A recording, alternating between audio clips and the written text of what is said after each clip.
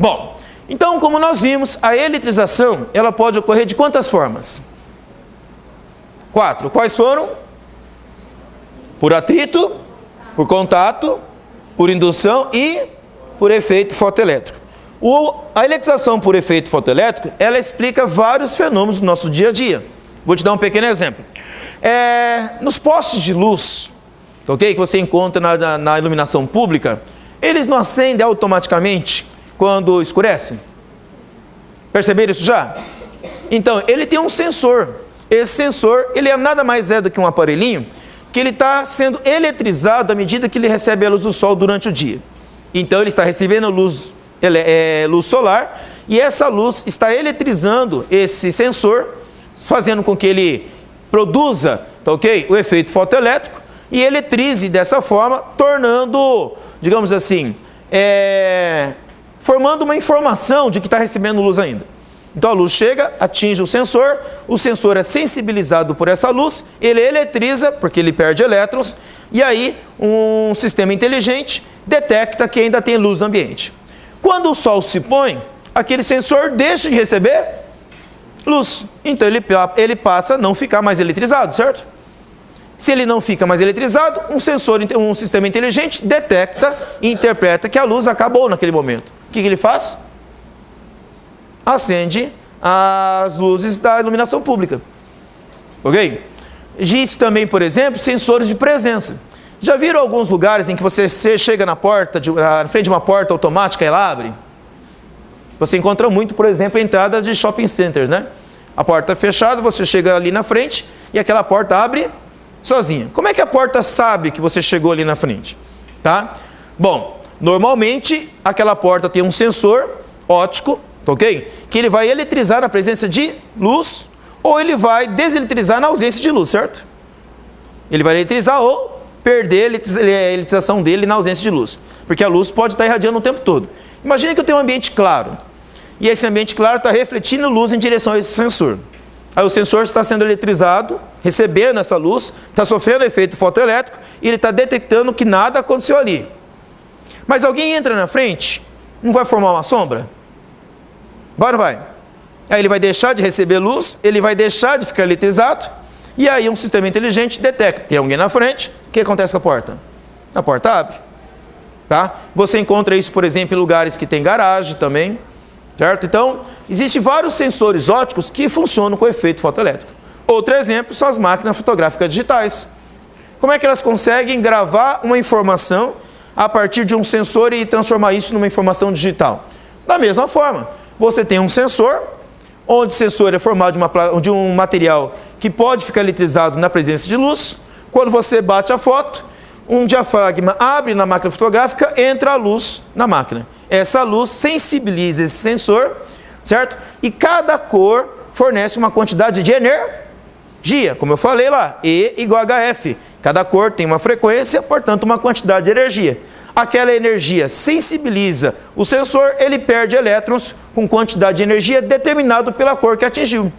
Se cada cor tem uma quantidade de energia e cada cor faz o elétron sair com uma certa quantidade de energia, um sistema inteligente detecta, ok, que essa quantidade de energia representa uma certa cor naquele ponto. E aí, essa informação é processada de maneira digital e um arquivo é gerado, gravando que naquele ponto onde a luz atingiu, corresponde a uma cor característica. E aí, quando você faz a leitura desse arquivo em casa, que cores que você vê ali na fotografia digital? As mesmas cores da imagem original, certo?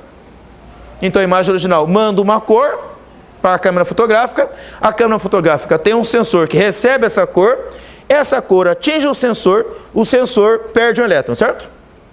Pelo efeito fotoelétrico. Esse elétron, quando cai fora, ele cai com uma quantidade de energia igual à quantidade de energia contida na cor que chegou no sensor. Essa quantidade de energia que o elétron sai, um sistema inteligente detecta a quantidade de energia e interpreta como uma cor, aquela cor que chegou. Interpreta isso na forma de uma informação digital que é gravado no arquivo. Quando você chega em casa e lê esse arquivo, a informação é traduzida na tela do teu computador, aquela mesma cor que sensibilizou o sensor. E aí você tem uma reprodução daquela cor de novo. Bom, juntando todas as cores, você tem a imagem original sendo reproduzida. Tá? Então, o efeito fotoelétrico ele é responsável, por exemplo, pela produção da imagem digital que vocês têm em câmeras fotográficas digitais ou até os seus aparelhos celulares.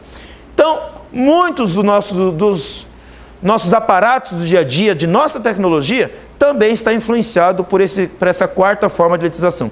Por isso é importante saber ela, tá? Na eletrização agora, não basta a gente saber explicar a parte qualitativa, ou seja, como as coisas acontecem, ou só medir a quantidade de energia. Nós temos que medir também quanta eletrização vai acontecer no objeto, se ele perde elétrons ou se ele ganha elétrons. Acontece que todo átomo, por sua própria natureza, ele é neutro.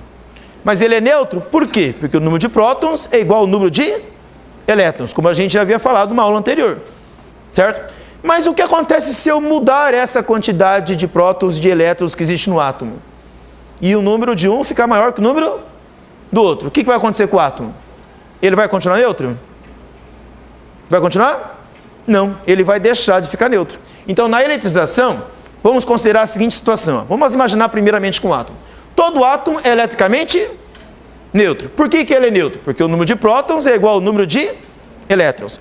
A carga elétrica de cada próton é igual à carga elétrica de cada elétron, porém com sinal trocado. O próton tem que carga?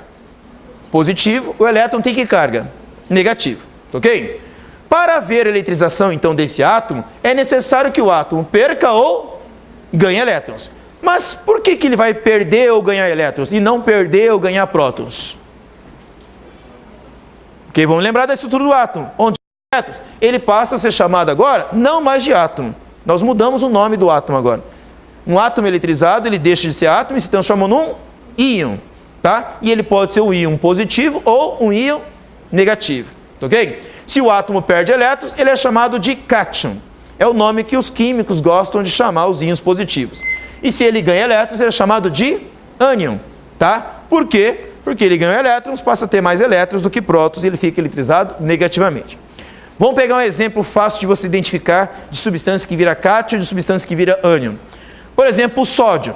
A gente acabou de falar ele agora há pouco no sal de cozinha, né? O sódio, ele tem um elétron na sua última camada, aquela camada mais externa, que também é chamada de camada de valência, ok? Ele é muito fácil de ser arrancado, certo? Se ele perde aquele elétron que está na última camada, ele passa a ter falta de um elétron, certo? Então passa a sobrar um próton no núcleo, passa a ter um próton a mais. Então o sódio fica com uma carga positiva. Então fica Na+, a gente escreve assim, o íon de sódio cátion, Na+, com uma carga positiva. A gente poderia escrever mais um, não há necessidade de escrever. Assim, a gente escreve só mais aqui para representar que tem uma carga positiva. Se for o elemento químico cálcio, ele tem capacidade de perder até 2 elétrons na sua última camada. Se ele perder esses 2, ele fica com mais 2 de carga elétrica. Agora, se a gente pegar um outro elemento químico que está quase do lado oposto, exatamente oposto da tabela periódica, que é o cloro, o que ele tem facilidade? Ele tem facilidade de receber elétrons. Essa facilidade pode vir do próprio sódio. O sódio perde elétron para quem? Para o cloro. Aí o cloro fica com um elétron a mais. Ele fica com carga Cl menos. O oxigênio, por outro lado, ele não ganha apenas um. Ele pode ganhar até 2. Ele pode ganhar um sim, mas ele pode ganhar até 2. Se ele ganhar 2, ele vai ficar com que carga? Menos 2.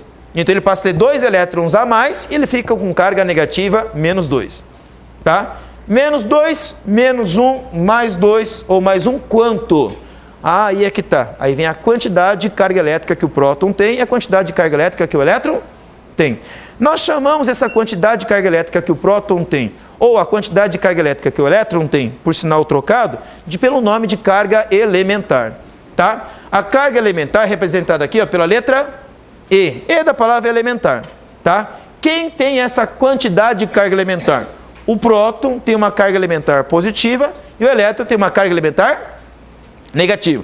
E o valor dessa carga elementar foi medido pela primeira vez na história, em 1910, por um americano chamado Millikan.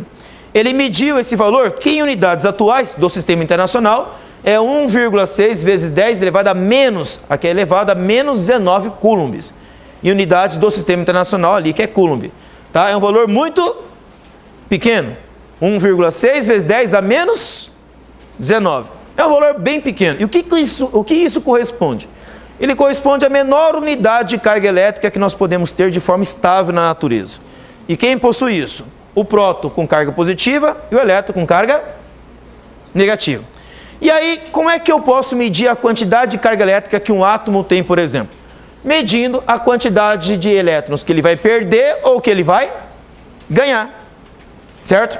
Esse N aqui representa o número de elétrons que ele perde ou que ele ganha. Vamos imaginar que fosse o cálcio aqui, ó, e ele perdeu 2 elétrons, certo? Se ele perde 2 elétrons, esse N aqui vai ser quanto? 2, certo? Se ele perdeu 2 elétrons, sobrou o que nele? 2 prótons. Então esse E aqui vai ser 2 vezes esse valor mais E. Quanto que dá 2 vezes mais E? Mais 2E, né? Então esse mais 2 que aparece aqui representa exatamente o número de cargas elementares que ele tem. Se eu quiser saber isso em unidade do sistema internacional, basta eu pegar o número 2, certo? E multiplicar por 1,6 vezes 10 a menos 19. E aí nós temos a carga elétrica do cálcio que está aqui, de um átomo de cálcio. Ok? Agora, vamos imaginar que não seja um átomo, seja um corpo inteiro. Um corpo não é feito de átomos? Se os átomos do corpo perdem elétrons, o que está acontecendo com o corpo? Ora, ele também está perdendo elétrons. Se os seus átomos ficam positivamente eletrizados, como é que fica o corpo? Que é feito desses átomos? Também positivamente eletrizados. Então, eu também posso fazer o mesmo raciocínio do microscópico para o macroscópico, imaginando esse Q como sendo a quantidade de carga elétrica não de um átomo, mas do corpo inteiro. E o que corresponderia a esse N aqui? Ao número de elétrons perdidos ou ganhos, mas do corpo inteiro. A diferença é que não vai ser um número pequeno, né? Certo? Enquanto que um átomo perde ali o número pequeno de elétrons, ou ganha o número pequeno de elétrons, um corpo inteiro, ele vai perder aí, ou ganhar uma quantidade enorme de elétrons, tá ok? No sistema. Por outro lado, a maneira de pensar continua sendo a mesma. Tá? Você tem números diferentes de N, mas o raciocínio continua sendo o mesmo. Um detalhe importante desse N, esse N é sempre um número inteiro. Por que o N é sempre um número inteiro?